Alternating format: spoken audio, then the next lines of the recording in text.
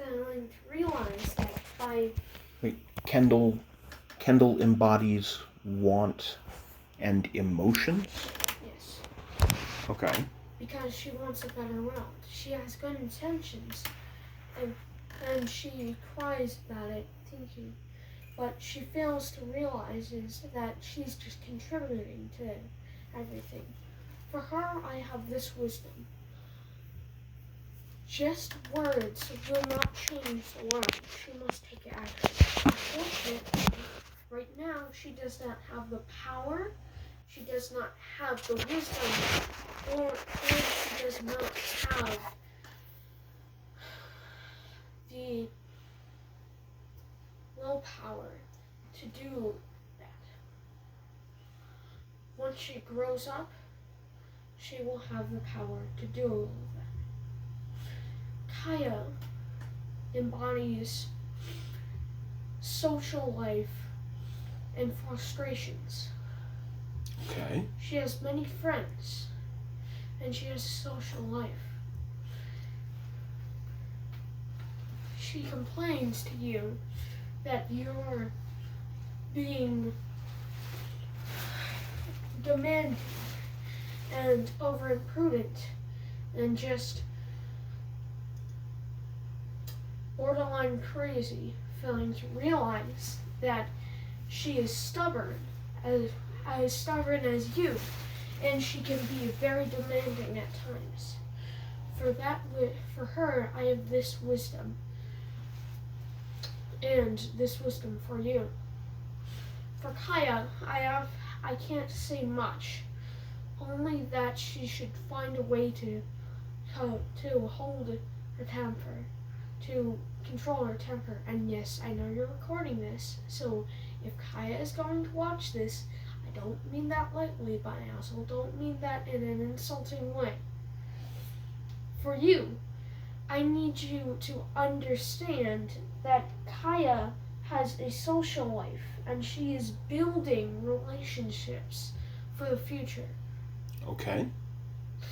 For you, you embody power and tyranny. Okay.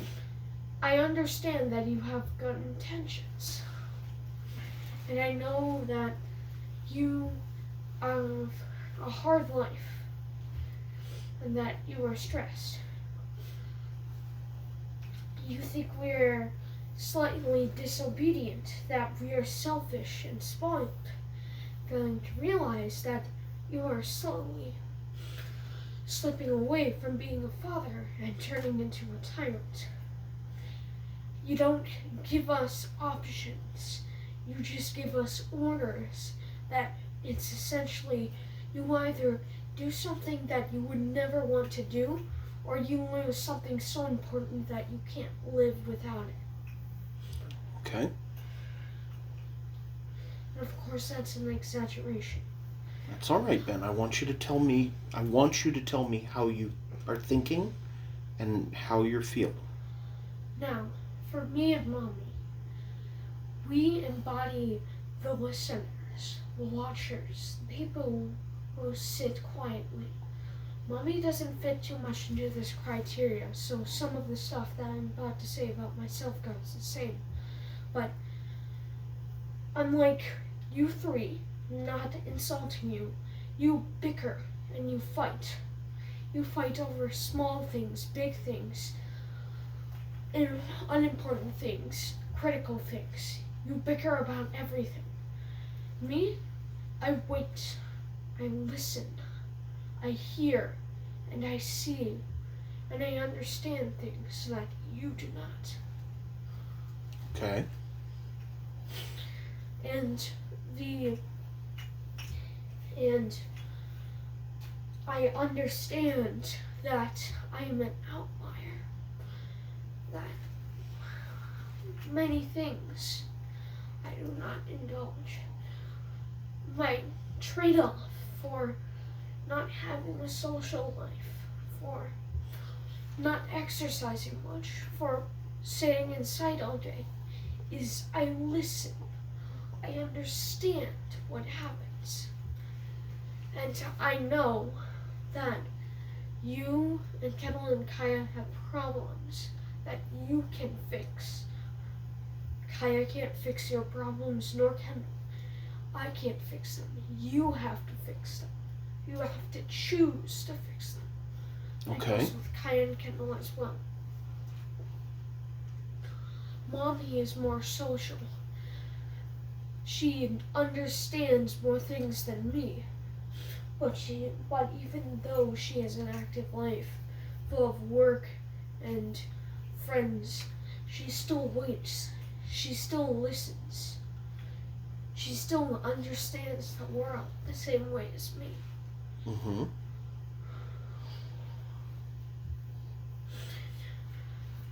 And some wisdom for you.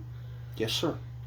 Try not to be more pushy with your words and your options. Okay. How? What would you How would you suggest that I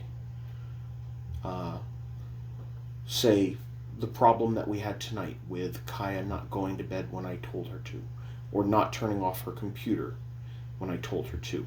What suggestion would you give me as to how I should have approached that? So, with her not getting off her computer, I would suggest that you would watch her, but you would not stand over her shoulder in an ominous way. You would stay back and you would watch from a distance, give her a comfortable zone. If she doesn't do what she's told, you give her a second chance. You ask her again in a nice tone to not sound repetitive and sound like you're asking the same thing over and over again. Then, with Kaiya not going to bed on time, understand that she has things that are beyond your comprehension in a way. Because you can understand that she wants to be with her friends, but you aren't their friends. So you don't understand the social and almost physical bond she has with them. Okay. To her, her friends are life. It is genetically wired into us to join a tribe and to make sure that we are friends for life with that tribe. Otherwise, we will die. We will not get a mate. We will not be able to reproduce. We will fail at everything we were meant to do. I understand that, and I happen to agree with that. I would also like for this family to be your tribe. Do you not feel like this family could be someone's tribe? Like Kaiya's or yours? All deep down, it is all our tribes. Okay. And we all understand that. But with our modern way of thinking, we don't think of that anymore. We think of family as a close group, an inner circle of people that we can trust, but we also fight with sometimes. Mm-hmm. Okay. It's no longer a tribe. It's just people who you can look forward to, who you can look after and have look after you. A tribe is a bigger meaning. An inner circle can be anyone who gains your trust, good or bad. But a tribe is the people who you truly trust. The people who you trust with your life, with what you do. Okay. I would like us to be that tribe for each other, but I understand that you feel like Kaiya has these friends who are her tribe. So I guess my question to you, Ben, is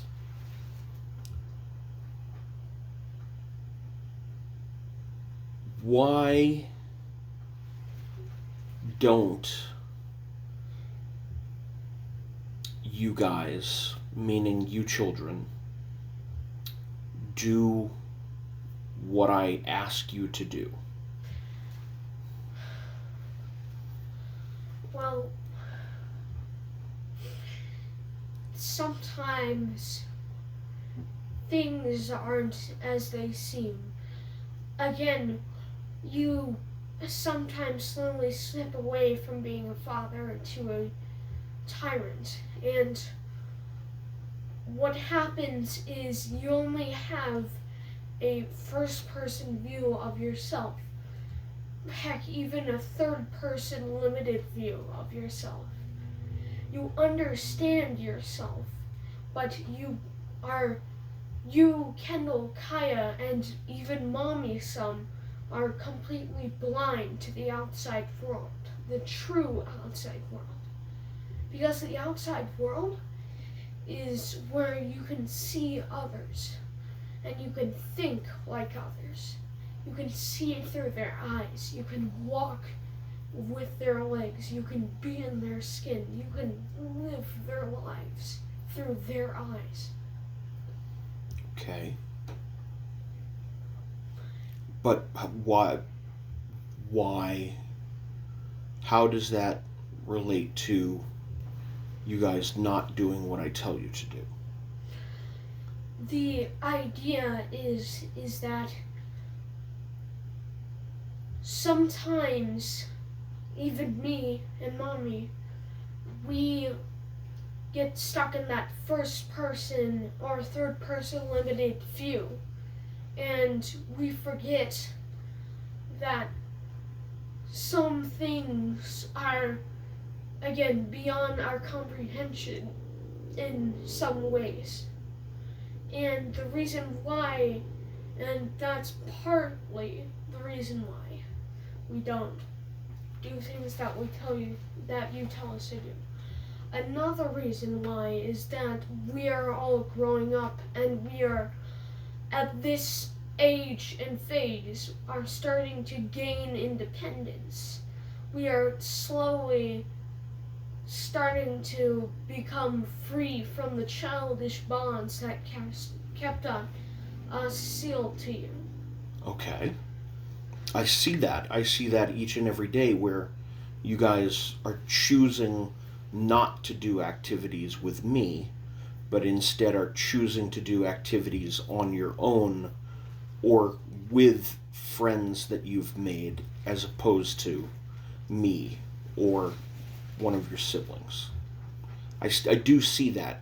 And that's okay, buddy. I mean, that is part of growing up, is learning how to be independent and to not rely on your parents. It's hard for me because I want to be with you and to be a part of your life, both with things like telling you how to conduct your life in a good way, but also, but also not just teaching you, but having fun with you. And not just giving you orders and commands about cleaning up your dishes or putting away your laundry or telling you that it's time to turn off the computer and that it's bedtime, which all seem like me just barking orders at you. I also want to laugh with you and to, be able to share with you all of my wisdom and my knowledge, and to be available for you if you want to ask me questions about things you don't understand. I want you to I try to remind you every now and then that I'm not just here to bark orders at you. I'm also here to listen if you have questions, or if you want to tell me about your fears or your concerns. I am here for you, buddy. Every time that I tell you I love you with all my heart, that is what I mean when I say that. I hope you know that. So, the third part of why we don't take if we don't do what you tell us to do, is I can't explain it. It's some force. It's something. Okay. I can't explain it. I can't name it. I don't know what to call it. I can't describe it. It's just something that just happens. It could be anything.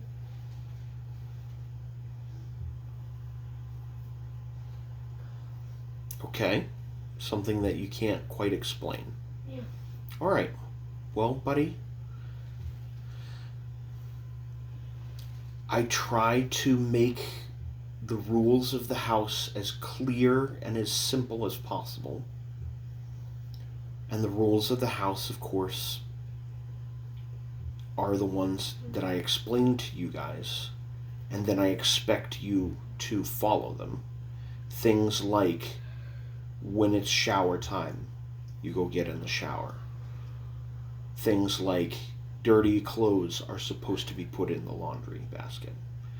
Things like when you take out a toy or some art supplies or some food from the refrigerator, when you're finished with those things, you put them away.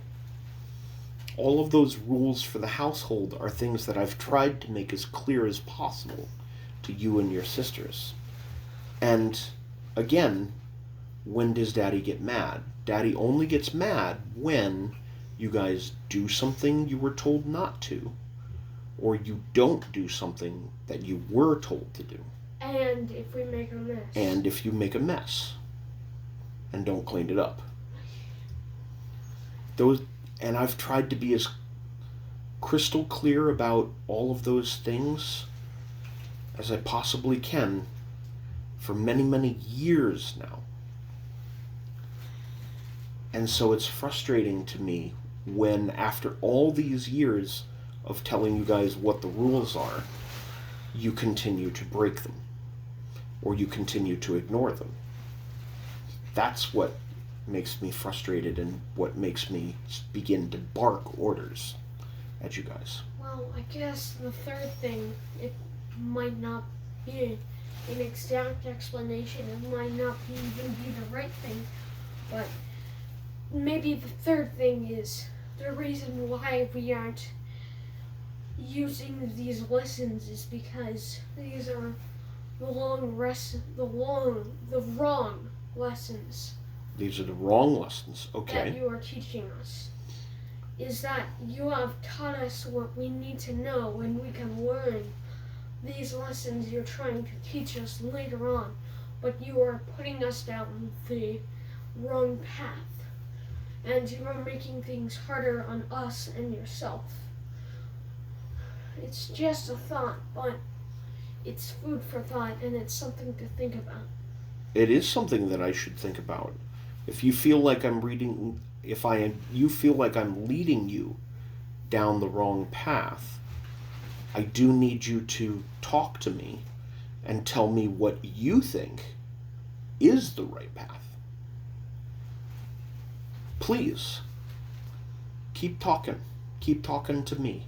Keep telling me how you feel and what you're thinking.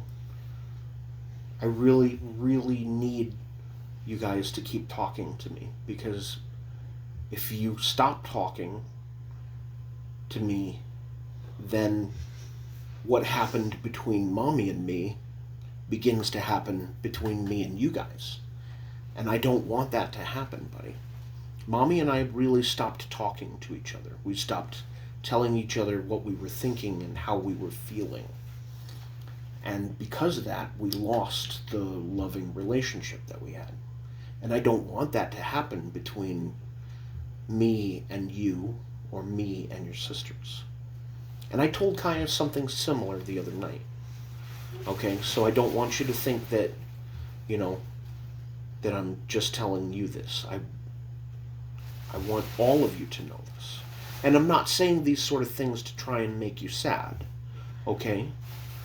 I'm just letting you know that that by talking to each other, by telling each other what we're thinking and how we're feeling, that's how we stay a family. That's what families are, for each other. I'm here for you to talk to. I'm here for you to tell me your thoughts and your fears and your concerns. And I hope that I can talk to you too, if I need to. You know, this is kind of one way you're leading us down the wrong path is table manners and etiquette. You have taught us the basics, and those will serve us well. But unfortunately, it's not the medieval age or the Renaissance. I'm not gonna be sitting in front of the king and queen eating like, like chicken wing delightfully while the king is like scarfing down food.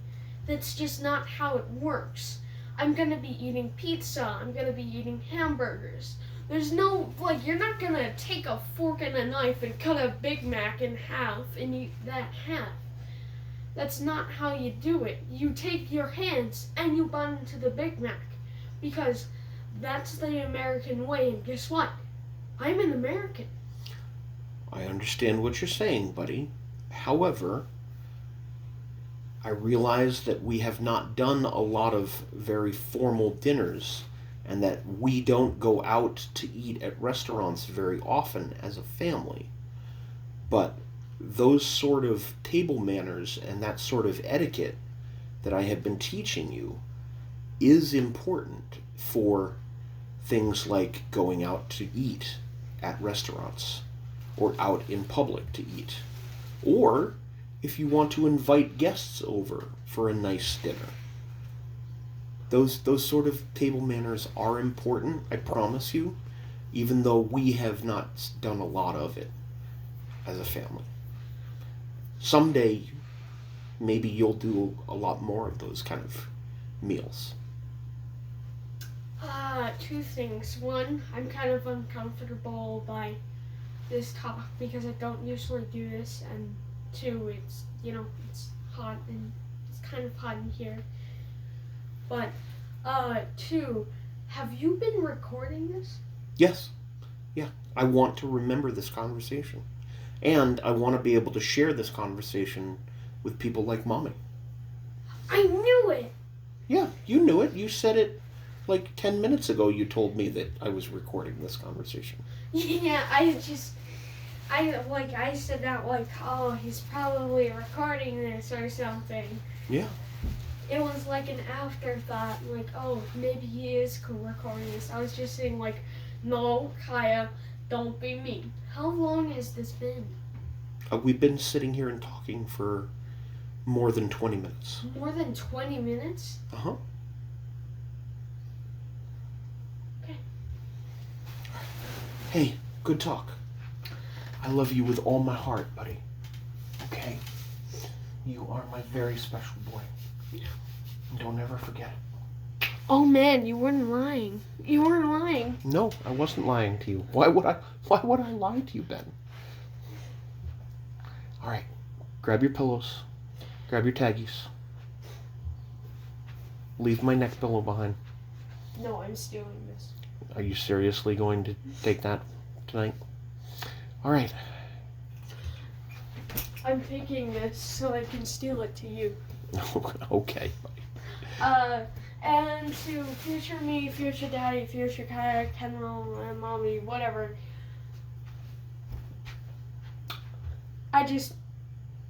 Good luck. Just good luck. Alright, good night, whatever. Good night. Good night, sir.